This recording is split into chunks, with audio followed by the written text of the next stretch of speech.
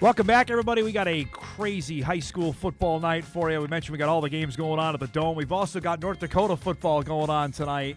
Legacy Horace, 6 o'clock. North Dakota 3A quarterfinal. Sammy G will be on that call. He's got a busy day. 2 games at the Dome and then heading out to West Fargo. That was a 1-point game back in September. And then we've got 2A quarterfinal as well. That's streaming only on WDAY+. Bismarck, St. Mary's, and Central Cass coming up tonight at 7 o'clock. Now, I said off the top of the show, what better team to talk to on Halloween than a team that wears orange and black? The Moorhead Spuds are back in action tonight. 6A second round. The Spuds are back on the road. No surprise. They're heading to Woodbury for the second time this year as they will take on the Royals. The winner moves on to the 6A quarterfinals. Head coach Kevin Feeney joins us here. I was joking with you off air. You know, when you got this schedule, why not go to Woodbury twice, your longest trip of the year, right? Yeah, exactly. You know what? As the tournament brackets and you were kind of figuring out where the seeds were and the projections and all that stuff, we actually kind of thought there was a legit opportunity that we would be going back to Woodbury, which, like you said, of all things, is by far the furthest on our schedule all year. But we're excited to be in the game tonight, and we'll definitely hit the road here and hopefully play some good football. Well, that's a solid 5, right, Kev? I mean, that's the furthest away trip you can have, correct? Pretty much. I think I said this before on your show, but I didn't know where Woodbury was until we were coming back from Madison, Wisconsin, and it was like the first city when we got there. And so, yeah, we're well aware of where we're going tonight, and so it's going to be a great trip. All right, let's first. I know it's 7 days ago, but I was watching the game last week. I know I texted you after the win in Blaine. They hadn't seen you before. You hadn't seen them. You were really excited about that victory. Tell me why. Is it just the first win in 6A postseason? Why were you so excited about that one? Well, I think 2 things. Yeah, the unknown, right? I mean, they were a really good football team. They were probably 1 week away from being the 1 seed in the North. And so knowing that they had a really, really good football team and they were built like all these other 6A powerhouses as far as the physicality that they played with and the size of their players and the measurables. Just that brand of football, obviously, it was kind of like, well, we'll see how this correlates between the West and the North. And so never played Blaine, didn't know anything about Blaine. It was a great atmosphere, great game. It was super fun. The warm-ups were amazing, right? They did a blackout. They had this huge student section, and they were phenomenal. It brought me back to the NDSU days when the student sections are out there early and you're just throwing balls. And if you drop a ball, like the amount of heckling was, it was phenomenal. And Paul Craig, our linebacker coach, he's got his back to it, and he's almost giggling like a little schoolgirl because he's laughing so hard at what these guys are yelling at our players. But it really set the tone for a great game. And then, as the game played out, kind of what you were saying, they had never faced anybody maybe that had played the style of football that we had. And we were fortunate to get a turnover on the first possession for us on defense, and then second play of the game, we were able to strike with David Mack and kind of just set the tone and get things rolling from there. All right, now it's Woodbury again, and obviously that brings up memories. That's where your son Jet got injured. That game, if he doesn't get hurt, is that a boat race? You guys were up big at halftime. I know it's ifs and whats, but is that game play out totally differently if Jet doesn't get hurt?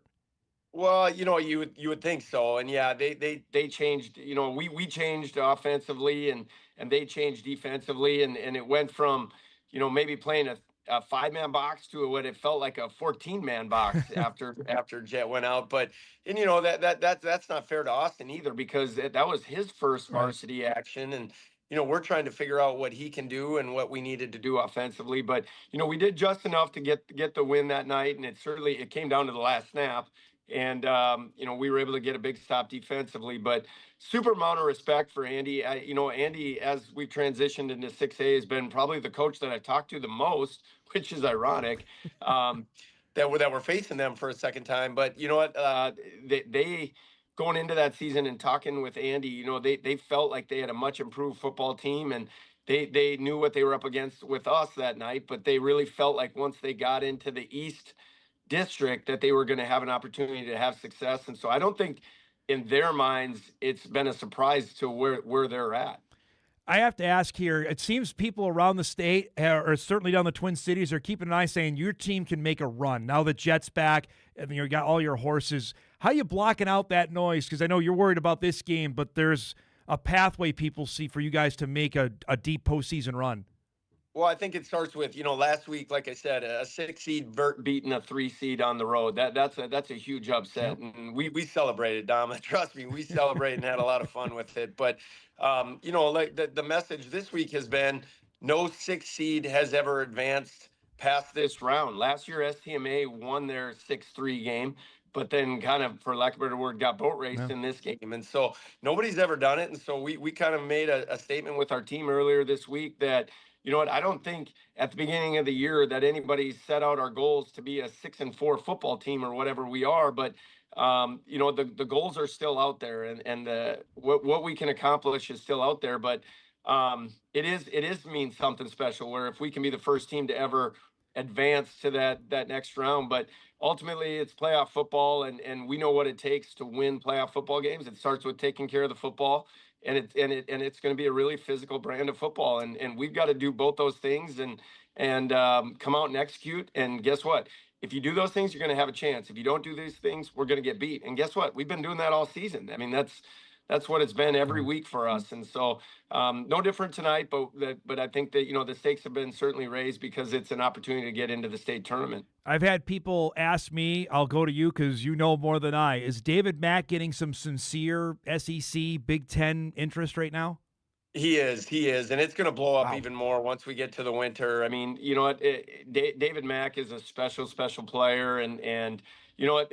As Jet was out, you got two ways to go as a receiver, right? You can pout and say, "Oh, poor me, I'm not going to get done," or you go out and you raise up your level of play, and that's exactly what David did. And you know what? I think I may have said this to you before too. I mean, like, he just wanted to win. He didn't care what it was. He would play wide receiver, he'd play quarterback, he'd play running back, and full disclosure, we kind of tried everything in practice just to make sure that we had things in, trying to come up with ways to be successful. And David's the ultimate competitor. And there's no doubt in my mind that as his season finishes up here, hopefully in a few weeks, that it could blow up quite a bit this winter for him. All right, we got to get rolling here, so I apologize. We went long, and the candy rankings take too long. But you wear orange. First off, can we go all orange tonight? Can you sign off on that? Can we do all orange? I wish we should be able to do that because it's Halloween, right. And like you said, we're orange and black, but unfortunately no. So we're going Super Troopers tonight. We got to wear white jerseys, and so all the kids want to go. Let's go white on white tonight. Okay. The candy ranking for you. What do you got to have? What's the must-have in the Feeney household? Well, I'm torn. I'm a Reese's peanut butter cup guy first and foremost, but I like Snickers, and I used to be a huge hot tamale guy back in the day. Okay, all right. Not that any candy is good for me, but I really don't think hot tamales and a frozen Coke are the way to really get things ready for a football game tonight. By the way, the archives, I dug it up here. October 31st, 1998. Does that ring a bell to you? Oof, I have no idea where we played, but 1998, that was my last football season, so hopefully it was a good one. St. Cloud State. You guys won 34-31 that day at the old at St. Cloud State. Wow. I did not know that. I've given you I think that St. Cloud State locker room is forever burned in my memories because it was like a dirt floor at the old Selke Field. That was like, I swear it was like an old prison. Like they had this like brick walls and all that kind of stuff. But now they got a great stadium. Yes. Don't get me started, but I wish we could get that for a neutral site again. Yes, we were just talking about that yesterday, that St. Cloud, why do they not host games anymore? I don't get it. I don't know. It's a great stadium now. You guys played a couple doozies down there. Appreciate the time. I know you got to get going. Safe travels and good luck tonight, okay?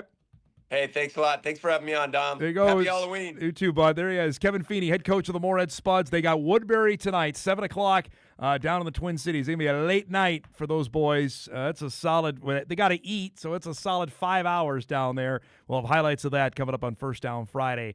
I think they're winning tonight. I got my Moorhead orange-colored glasses on. I don't care. I think that we had the bracket up yesterday. Or Wednesday. There is a pathway for them to get I think to the semifinals, get another shot at Maple Grove. They're healthy. They're humming here. Real quick before we go to break, A little breaking news from our guy Pete Thamel, and it's not great news for those that follow the Summit League. Pete Thamel reporting the University of Denver has accepted an invitation to join the West Coast Conference. It will join on July 1 of 2026 and be a member in 9 sports. Denver currently plays in the Summit League. So, yeah, this is, I guess I wouldn't say stunning or surprising. I had heard the Denver was getting some overtures because the West Coast wasn't going to be done.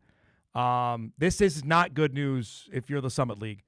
After being rebuffed by, and I don't know how much they went down the road of even trying to get the Utah schools, but now you are in a precarious spot here. Denver is really good in men's soccer. They're really good in women's soccer. They're good in volleyball. They beat the Bison last night. Basketball has net zero impact. The basketball team, since they joined up 2014, I want to say, so they've been in the league a decade here. They've never been good. A couple years ago, Denver made the championship. It was the first time that they had ever advanced out of the second round of the Summit League tournament when the Jacks beat them in 2024. So there's work to be done here, folks, because now they're down to 8 members. Now, granted, I would say, hey, we got even number, but you don't want to be at this spot. 8's not a good number. So we'll be making some phone calls today to see what's going on. But that's the latest there. Denver out of the Summit League after this year. We'll break. We come back. Early pick edition. My Pops is waiting in the wings. We'll do our Week 9 NFL picks. We come back on a Halloween edition of Hot Mike right after this.